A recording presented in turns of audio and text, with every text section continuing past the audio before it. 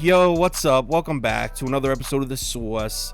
How about some Red River rivalry action here? Oklahoma, Texas. Lines at Texas minus 6.5. It's actually up from 5, so it's been moving towards the Longhorns. Total sitting at 60.5. Let's dive in. Welcome to The Sauce. The Sauce. Sauce.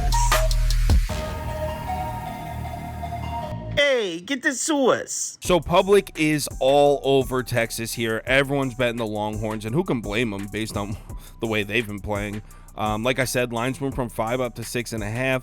We'll see if they're going to let people get Oklahoma at the full 7. But as of right now, it's sitting at Texas minus 6.5 on pretty much all sports books. Update. So after I recorded this line actually moved to 5.5. Public still heavy on Texas, so reverse line movement in this one. So Oklahoma has gotten the better of Texas recently.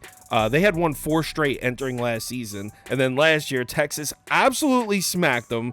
49-0, an absolute blowout. I had Texas minus 8.5 in that one, so I enjoyed every second of that. Bijan Robinson went off, 22 carries, 130 yards, and 2 touchdowns. Obviously, he's on the Falcons now. The truth is, Texas didn't even need him in that game because Quinn Ewers was slinging the ball all over the field. 21 of 31, 289 yards, 4 touchdowns, a 182 passer rating. Texas offense could not be stopped. But the thing is, that's not unusual. The score of this game every single year is like 45-40, 53-45, 48-55. I mean, that's a wild high-scoring game every single year.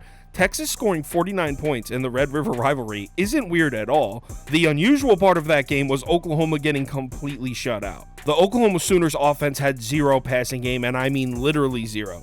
Oklahoma as a team went 9 of 17 with 39 yards passing.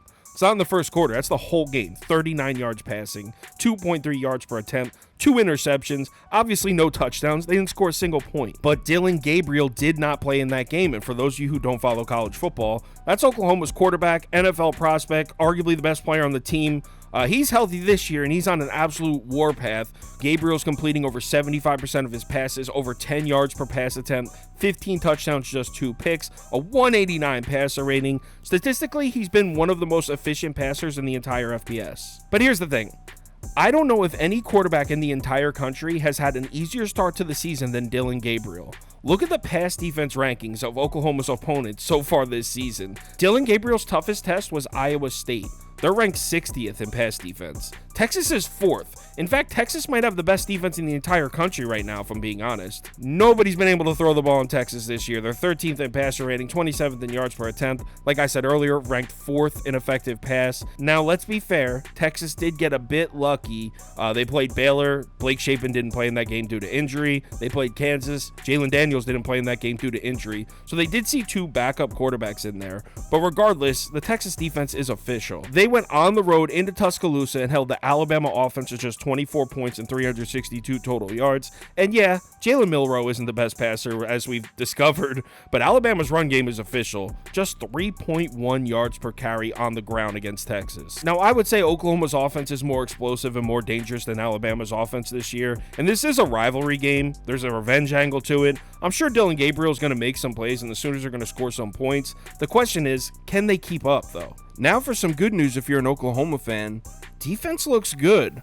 This might be the first time since I've been following it that the 2 best units in a Texas-Oklahoma game are the 2 defenses. Oklahoma's defense is ranked 17th overall. They're allowing just 10.8 points per game on the season, which is 4th best in the FBS, allowing just 319 total yards per game, 20th in effective rush, 23rd in effective pass. They held Cincinnati to just 6 points. They held SMU to just 11 points. I mean, Oklahoma's defense can definitely not be slept on. But the truth is, this Texas offense, now I know a lot of people are poking holes in the Texas offense. I mean, they definitely have looked stale here and there, specifically in the Wyoming game and in the Rice game a little bit. But those are the 2 least important games on the schedule for Texas. In the other 3 games where the Longhorns needed to get up for, the offense looked unstoppable. Alabama has the number 1 rated pass defense in the entire country. Better than Georgia, better than Clemson. Number 1, best pass defense in the country.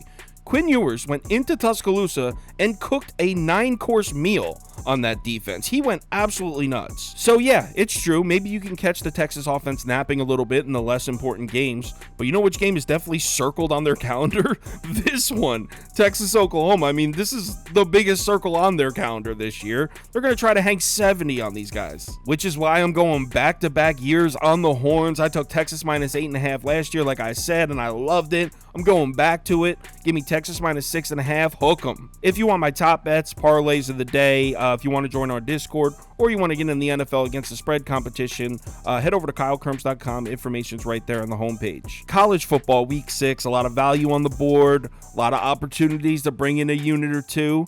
Let's have ourselves a good one. Remember to bet responsibly, and I'll talk to you in the Discord.